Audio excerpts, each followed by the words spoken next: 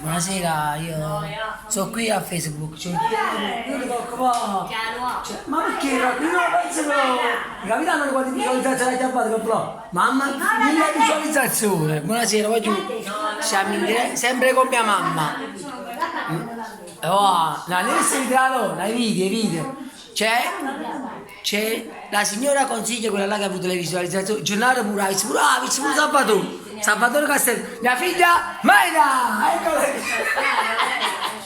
Guardate com'è grossa, Cinano, ma questa è mia figlia, no, si dice quando eravamo piccolini, no, non che giocavo per i video, addirittura.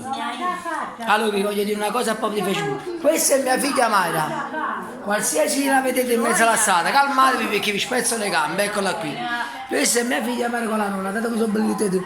Quando cresceva la nonna, quando era piccolina, quando la nonna ti cresceva, babà, quando erano piccolini, non ti dico, e poi... Ci manca una cosa senza... ma tu hai capito la nonna quando la tela, no? Stai sempre lì, stai sempre lo stesso. Babbo, per favore. Vabbè, guardate quando è... Ma come stai vestita bene?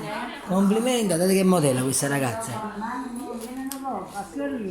Ah, domani mia figlia ti viene a fare... Non è buona figlia, perché?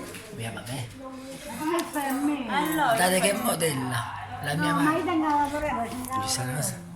La paporella stava appicciando tutto quello su quella paporella la mattina. Una volta mi si sentiva alla che ci stavamo appicciando a babbo. No, ma io sto a avere figure in merito. Figure in merito. Ma ti capitano quante visualizzazioni ha già fatto? Tu no. Ah, conosci tutto il mondo, mano. Io non vuoi fare conoscere, vuoi di fare. La mattina hanno guardato che hanno come te vedono se andano a fuori. Ci sta la figlia capace. Ecco qui. E non fa niente, il popolo ti vuole bene.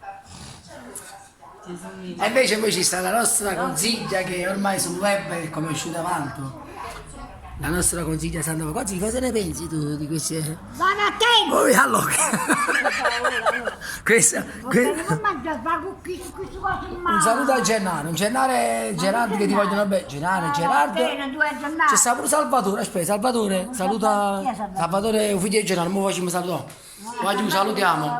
Ciao, mai. Ecco, adesso